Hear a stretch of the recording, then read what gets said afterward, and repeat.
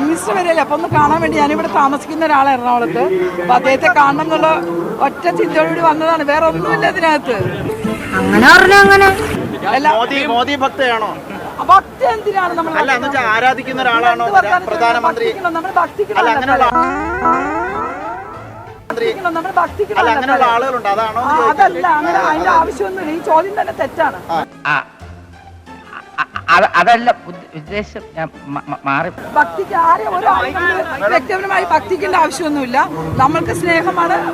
ഒരു ഇന്ത്യൻ പ്രധാനമന്ത്രി വരുമ്പോ കാണുക എന്നുള്ളത് മാത്രമേ നമ്മൾ ഉദ്ദേശമുള്ളൂ. ഇത്രയും ധൈര്യം ഞാൻ എന്റെ ചാൽ ശോഭരാജ് മാത്രമേ കണ്ടിട്ടുള്ളൂ. നിനക്ക് എങ്ങനെ കിട്ടി കുട്ടി ധൈര്യം? എനിക്ക് ഒരു നിലപാടിനോട്, എന്റെ നിലപാടിനോടാണ് എനിക്ക് യോജിപ്പുള്ളത്. എന്റെ നിലപാട് എന്നും മുന്നിൽ നിൽക്കും.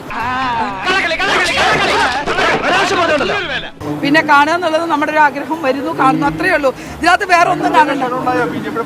ബിജെപിയുടെ പ്രത്യക്ഷമാണ്. എന്തിനാണ് മാഷേ? ഇതൊരു ഇന്ത്യൻ പ്രധാനമന്ത്രിയല്ലേ വരുന്നത്. ദൈവമേ, മൂർഖനെയാണല്ലോ ചവിട്ടിയത്. ആര് ക്ഷണിക്കണത്? നമുക്കൊരു പൗരനല്ലേ, നമുക്ക് ആവശ്യമില്ലേ?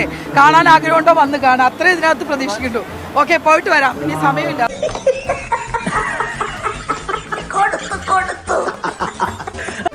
ഒത്തില്ല. എന്താണ് ഒത്തില്ല? ആ മൂപ്പര് ഒപ്പിക്കാൻ നടക്കുക.